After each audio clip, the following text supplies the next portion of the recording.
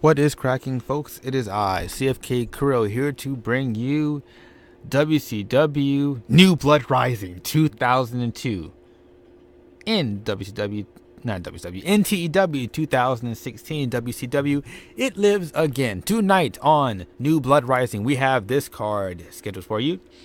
In the pre-show, we have a Battle Royale consisting of Animal, Chuck Palumbo, Colt Cabana, Ernest the Cat Miller, Gluttony, James Maritato, La Parca, Mike Sanders, Sloth, and Super Crazy.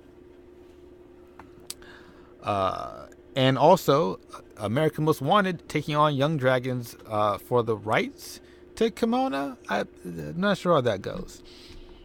On the main card, we have Team Canada taking on the Boogie Knights in tag team action. Shoot, I forgot the order I put these matches in.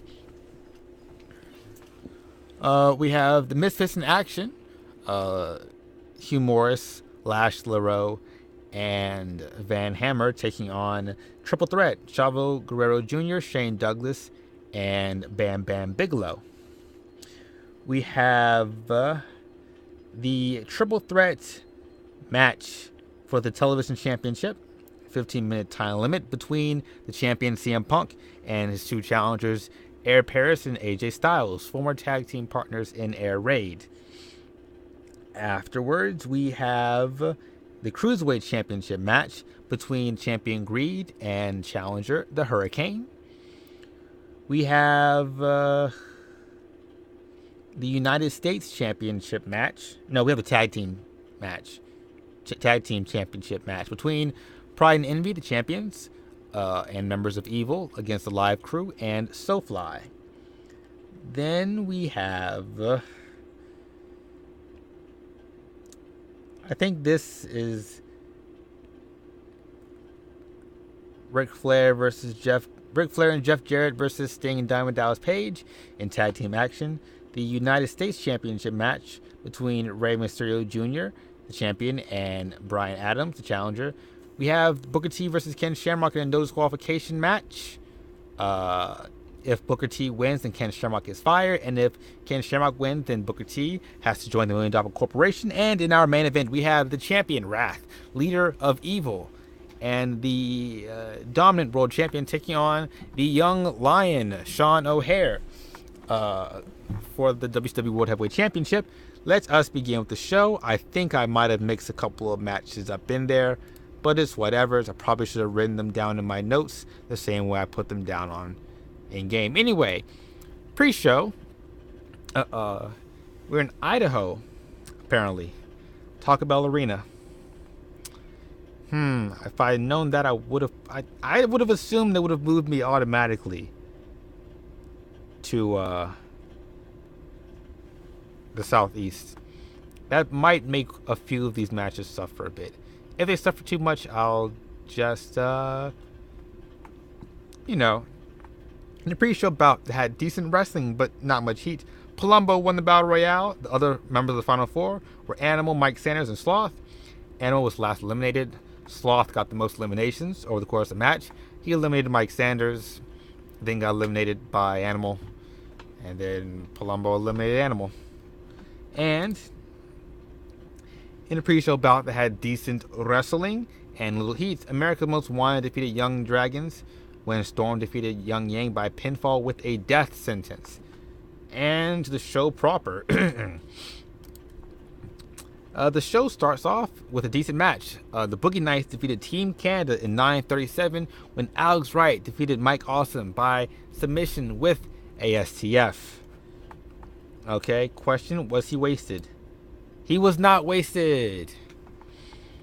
In a decent match, Shane Douglas, Chavo Guerrero Jr., and Bam Bam Bigelow defeated the Misfits in action, Lash LaRoe, Hugh Morris, and Van Hammer in 7:51 when Shane Douglas defeated Van Hammer by pinfall with a belly-to-belly suplex. Van Hammer is a scrub. It is what it is. All right.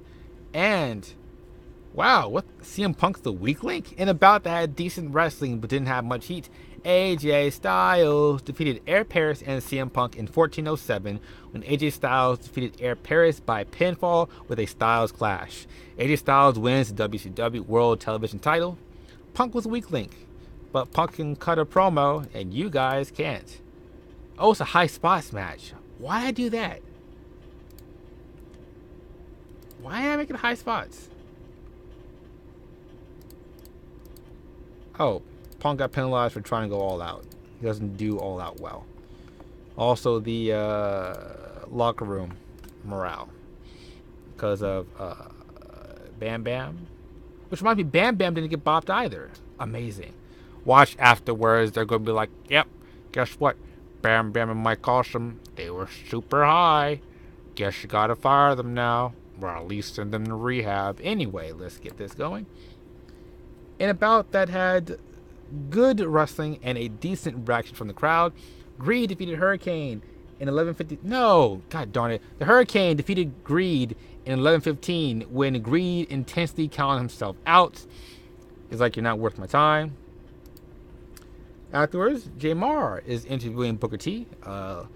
Lillian Garcia is, backstage, but it's an important event, so you give it the job to an important man, Mr. Cujo. Anyway, interviews Booker T about how he's feeling after his beatdown last week. He's like, you know what? I may be a little bit sore, but I'm going to go ahead. I'm going to whoop this sucker's ass, and I'm going to be done with all this $1 million corporation nonsense. All right? Ted DiBiase, are you ready for this? If you're not, well, I got one more question for you, which is, can you dig it, sucker?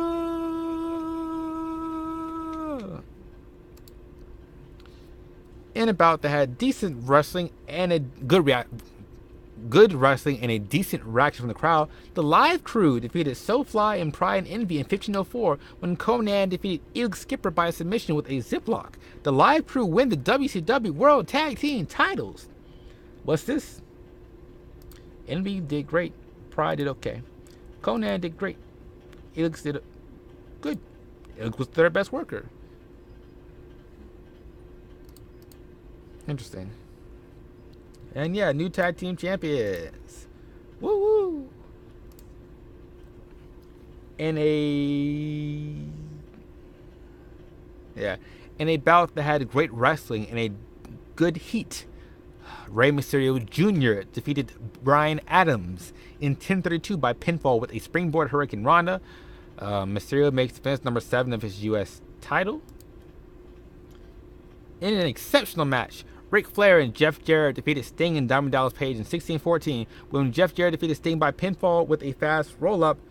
We had Mark Jindrak run in and attack Sting. What? Is Jindrak aligning himself with Ric Flair and Jeff Jarrett? And what are they making here? What kind of group, this ensemble cast, are they creating, this Jeff Jarrett and Ric Flair? With such young, talented prospects like AJ Styles and Mark Jindrak.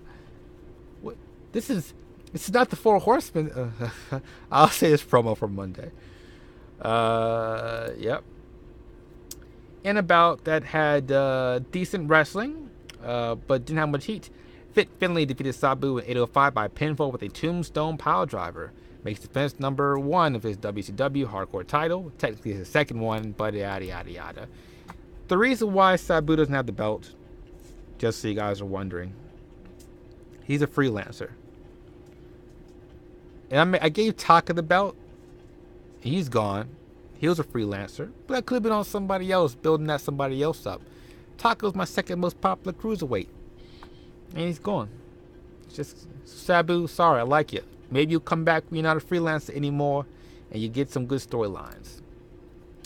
DiBiase comes out for the upcoming match between Ken Shamrock and Booker T.